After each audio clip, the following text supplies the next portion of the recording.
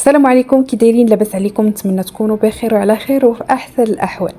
وغنكمل معكم في سلسله حلويات العيد، وغنشارك معكم في هذا الفيديو جوج معلكات خطيرات وحده تنستيك في الاخرى، كيجيو معلكين بنان وكيذوبوا في الفم.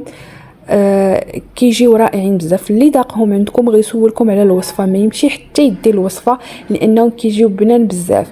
غنشارك معكم المعلكه ديال السميده والمعلكه ديال النخاله اللي كتجي رائعه بزاف، كتجي شي حاجه اللي طوب.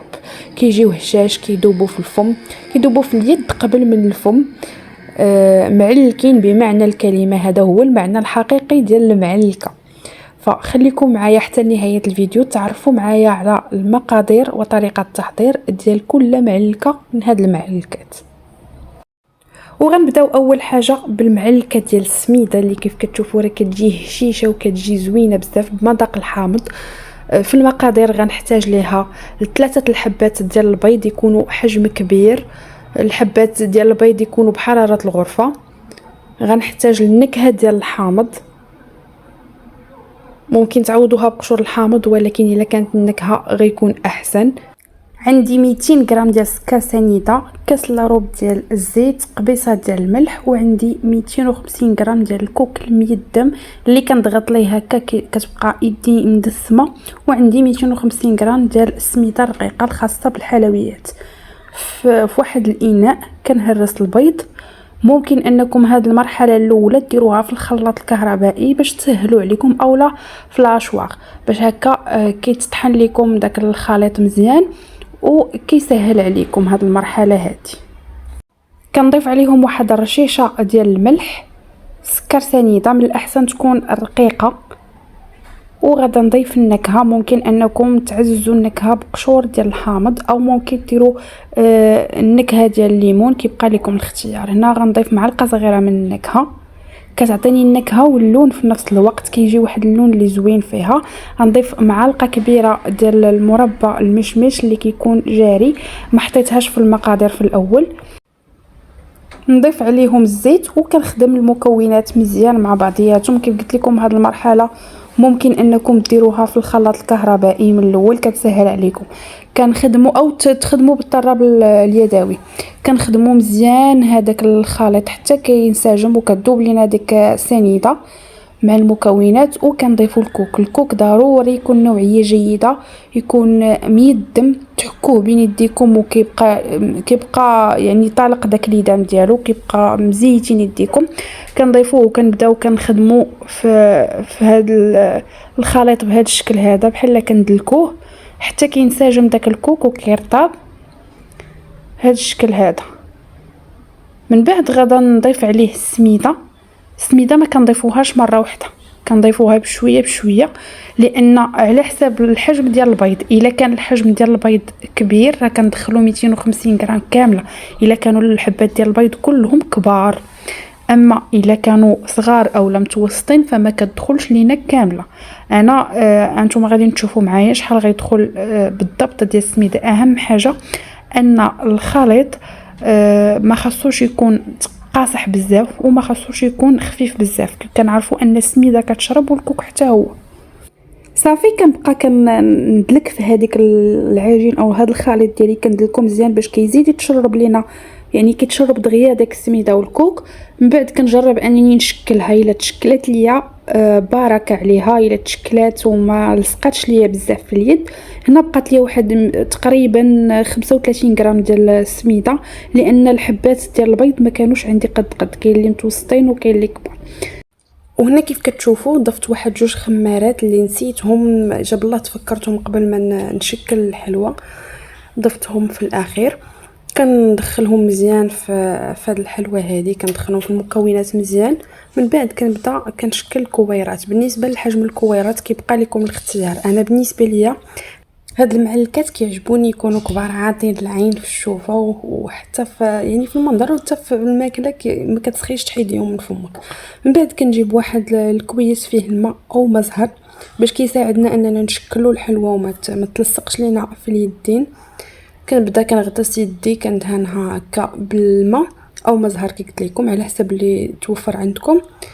الا كان مزهر احسن غديروه، ما كانش كديروا غير الماء. كوروا بالحجم اللي بغيتو، غير ما تصغروش بزاف. هاد المعلكات ما كيبغيوش يجيو صغار بزاف، يعني يجيو كبار ولا متوسطين. صافي كنبدا كنكور وكنحط في واحد الاناء اللي فيه سكر كلاصي سبيسيال، من الافضل يكون نوعيه جيده. كنبدا كندي وكنجيب بهذا الشكل كيف كتشوفوا، بحال كنغربل، ومن بعد كنهز الحبه ديال الحلوى وكنزيد فوق منها السكر بهذه الطريقه. كنحط فوق منها السكر بهذه الطريقه باش غيبقى شاد ليا السكر فيها. ومن الافضل ديروا سكر كلاصي سبيسيال ويكون نوعيه جيده باش هكا كيبقى لاصق على الحلوى وما كيتحيدش. صافي غنستمر بنفس الطريقه نكور ولكن من بعد ما ندور داك الاناء بالشكل اللي شفتوا معايا باش كيلصق ليا فيها السكر كامل. من بعد ما كنكمل كنبدا كنهز كل حبه وكندير السكر فوق منها بالشكل اللي شفتوا. من بعد ما كنكمل لاطه كندير واحد المعلقه، كنبدا كنضغط بها كيف شفتوا معايا، اولا نديرها غير بصبعي هكا، بصبعي بالوسط. هاد الطريقه كتساعدها انها تشقق ويجي الشكل ديالها زوين. فهاد الاثناء الفران راه كيسخن على درجه 200 فوق لتحت. ملي كنبغي ندخل الحلوى كنهبطها ل 170 وكنخليها طيب على خاطرها، راه ما كتاخذش وقت كتير في الطياب. كيجي هذا هو الشكل ديالها كيف كتشوفوا، كتجي مشقه وزوينه. وندوزو دابا لمعلكه النخاله اللي غنحتاجو فيها 250 غرام ديال اللوز مقلي ومهرمش، ممكن تعوضوه بكاوكاو محمر ومهرمش. 5 الكيسان ديال الحمراء او النخاله الرقيقه اللي كتكون محمره، كندير 5 الكيسان وكنحمرها فوق العافيه، يعني على نار مهيله. كنبقى ندي ونجيب فيها حتى كتحمر. كنضيف عليهم 2 ساشي ديال الفاني، غنضيف عليهم رشه ديال الملح، كاس ونص ديال سكر سنيده من الاحسن تكون رقيقه، وكاس ونص ديال الزيت. غنضيف عليهم 4 الحبات ديال البيض، من الاحسن يكون الحجم كبير او متوسط باش يجينا يلاه هو داك.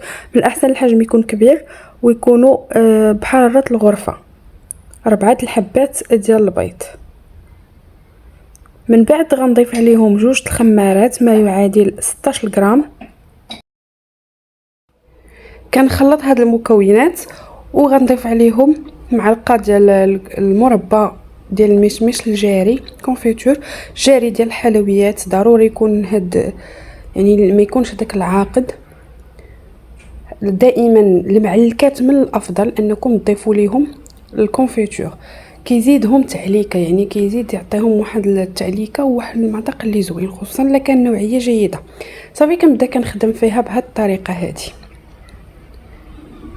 هنا غادي نشوفوا الا كان البيض صغير ممكن انكم تضيفوا يعني تزيدوا واحد المعلقه ديال الكونفيتور وحده اخرى، او الا كان البيض متوسط، الا كان البيض صغير بزاف غتزيدوا بيضه اخرى.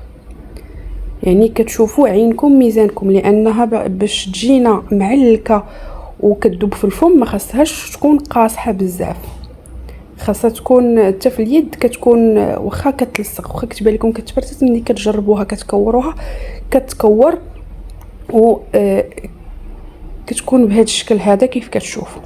من بعد بنفس الطريقه غناخذ واحد الكويس فيه ماء او مزهر، كنغطس يدي وكنبدا كنكور بهذا الشكل هذا، وكنحط في سكر كلاصي سبيسيال.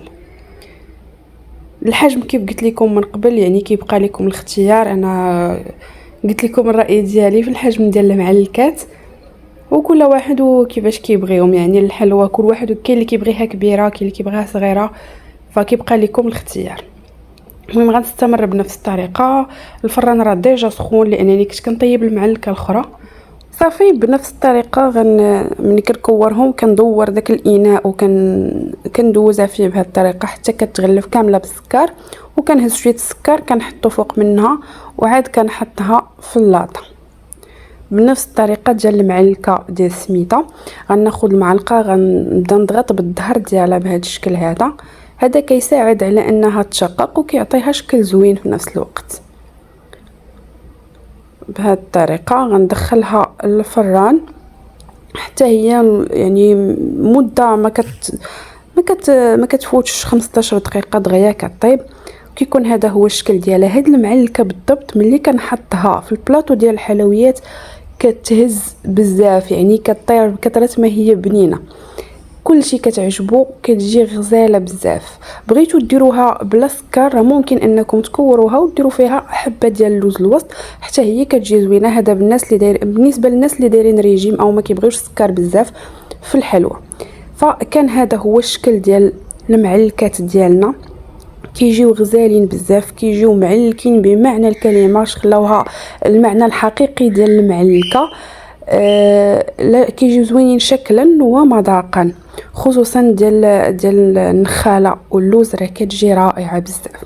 وبالخصوص الا كان مثلا كنتو صيبتو بسطيله ديال الدجاج وبقى لكم داك اللوز ديالها اللي منسم بالزهر وبالقرفه، كيجي رائع بزاف فيها.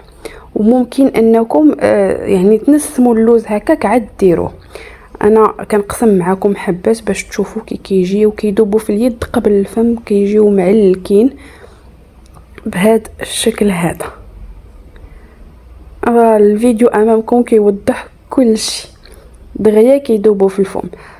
فكانوا هادو هما الوصفات ديالنا اليوم، كنتمنى انهم ينالوا اعجابكم وتجربوهم. وما بقى لي الا نقول لكم بسلامه عليكم الى وصفه قادمه ان شاء الله.